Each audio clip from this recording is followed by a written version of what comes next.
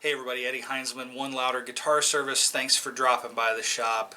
Today we're going to talk about something that a lot of people don't pay enough attention to. What would that be? Humidity.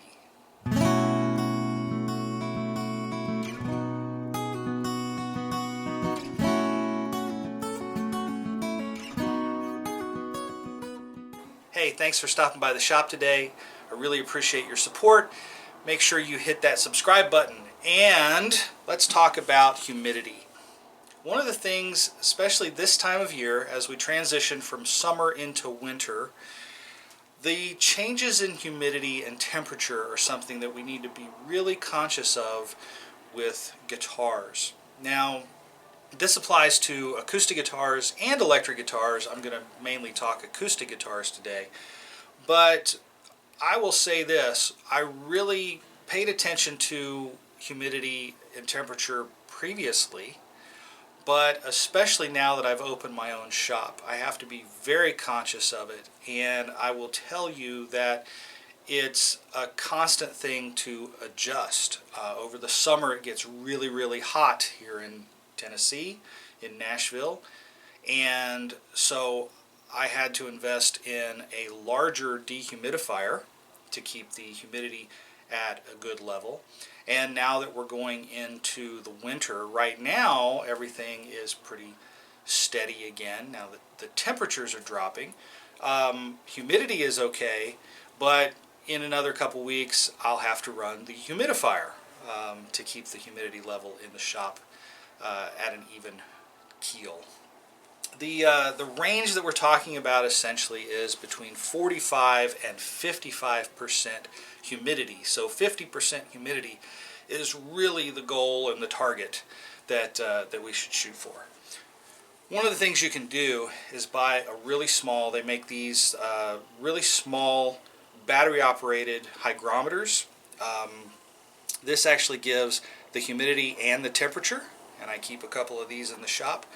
They're relatively accurate, maybe 1 or 2 percentage points. You can see right now it's 54%, so I'm still in the range. But the other thing is they make some hygrometers. I have a guitar case that has a hygrometer in it, so I can monitor that.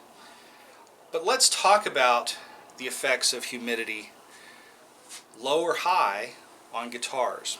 One of the things we're mainly concerned about is low humidity, things drying out.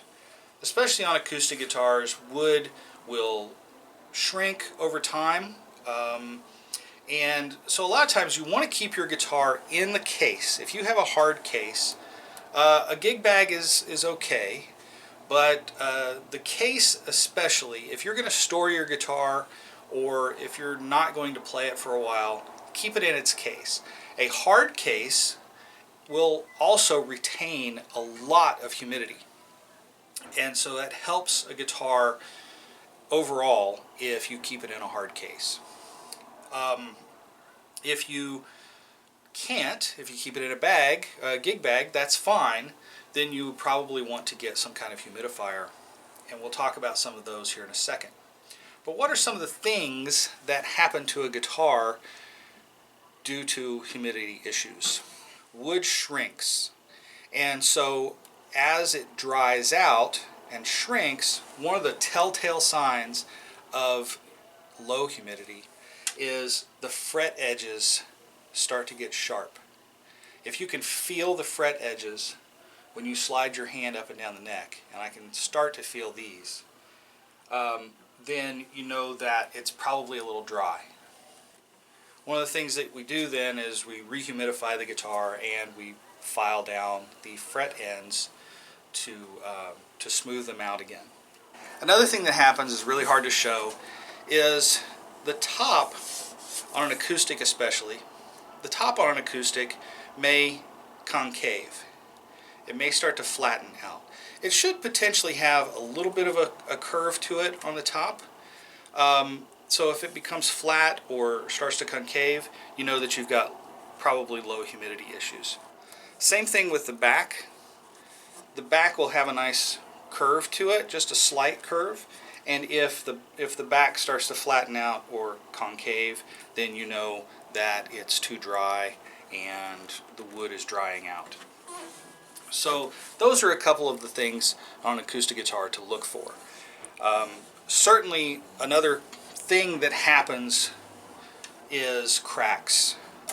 If you notice a crack in the top or the sides, 9 times out of 10, unless you've banged it against something to cause the crack, that's what generates a crack. Now you can also get cracks from over humidifying a guitar, but again, a lot of times the guitar is dry and then the wood finally cracks. I have a guitar at home that started off with just a finish crack. It has not turned into a crack in the wood yet, but I'm very conscious of that guitar and keeping it humidified. So let's talk about the types of humidifiers you can get. The most common and the cheapest are basically sponges.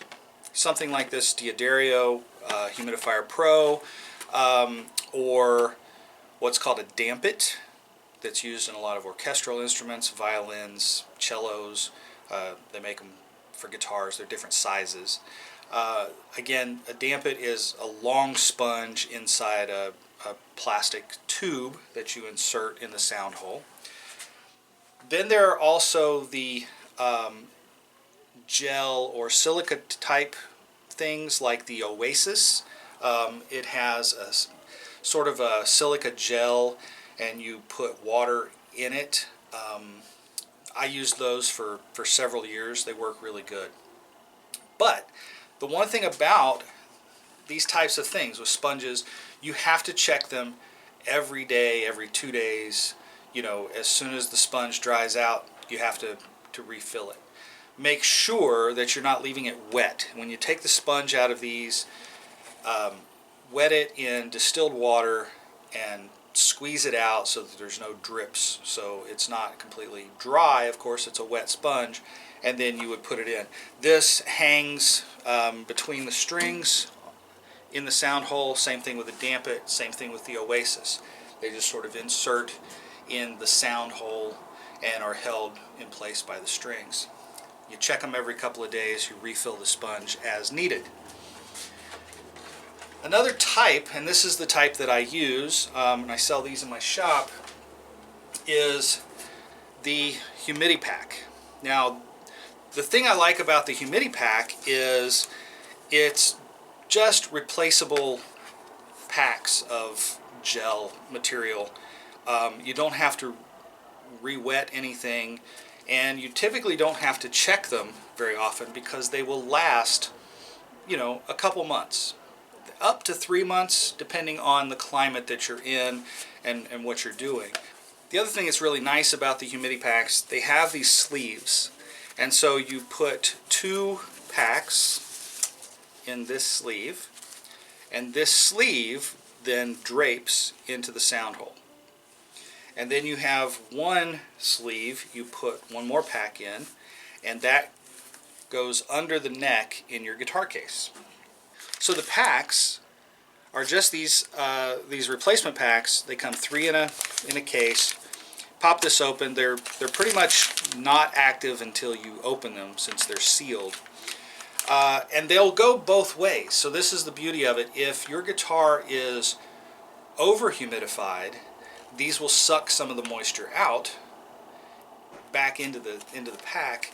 If they are under humidified, then it produces humidity and moisture vapor. So that's one of the cool things about the Humidipack. Again, I like them because I have multiple guitars. I can put these in, and then I keep a lot of my guitars in their cases, and then I just check them every couple of months, replace the packs. Once the pack dries out, it gets hard, and then you replace it. So it's pretty convenient. There are a lot of other processes out there. D'Addario has some with sensors and hygrometers that will tell you when to change things. They have apps, so you can do it that way as well. But for your run-of-the-mill, just everyday use, again, either a sponge type or a silica type that you add water to, or something like the Humidipacks. But it's really, really important to maintain proper humidity. One for the life of your guitar, one for the playability.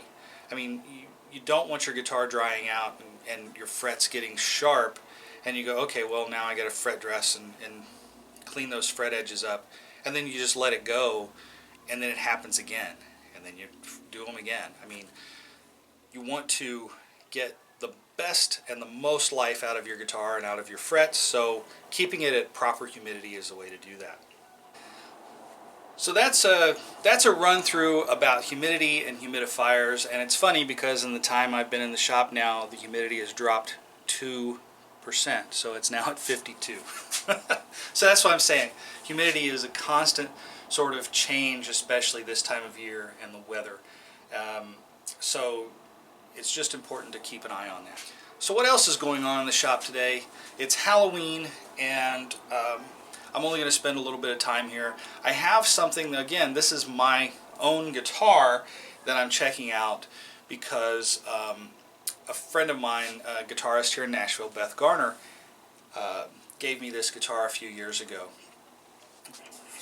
So what else do we got going on in the shop today? Well, I thought I would check out one of my own guitars. Again, this was something that a friend of mine gave me a couple years ago, and it had some issues originally, and I thought, well, now's the time I can really start to work on it and try to bring it back to life. It's a cigar box guitar, or something similar. Not really cigar box, it's much bigger, but made out of wood. It's essentially modeled after one. It's got a really nice ornate fingerboard. It's kind of cool the way they've reverse wired it with the headstock, and the tuning keys are down here on the bottom. That's really interesting. And just over time it has developed some cracks in the side here. There's a crack right here in the top. So those are a couple things that I'm going to address and see then if I can, start to use it. So that'll be a fun little project. Then I have another guitar that I'm going to be working on. Again, a friend sent this to me. The downside is we had a little snafu with Federal Express. And so he sent me the guitar saying, hey, here it is. I don't know if you've ever seen one of these, but if you can bring it back to life, then it's yours and you can have it. And unfortunately, it got damaged in the shipping process here. I may do a little bit more on that. But it is this Farrington, this Kramer Farrington. These were the acoustic electric, so to speak, in the 80s. Danny Farrington here in Nashville designed them. Has kind of the Kramer style headstock. The headstock got broken in shipping. That's why it's taped on right now. So it's not a rare guitar, but it's one you don't see very often, and so I don't know if I can bring this one back to life. The bottom is completely busted, and busted really bad. So I'm gonna, this is gonna take a while as a project, but I'm gonna slowly work on it and try to bring it back to life, and see what we can do with it. So it's Halloween today. I don't expect any trick-or-treaters to stop by the shop, but it's a fun day. And so thank you for being here. Thanks for watching. Again, please hit that subscribe button. And as always, stay tuned.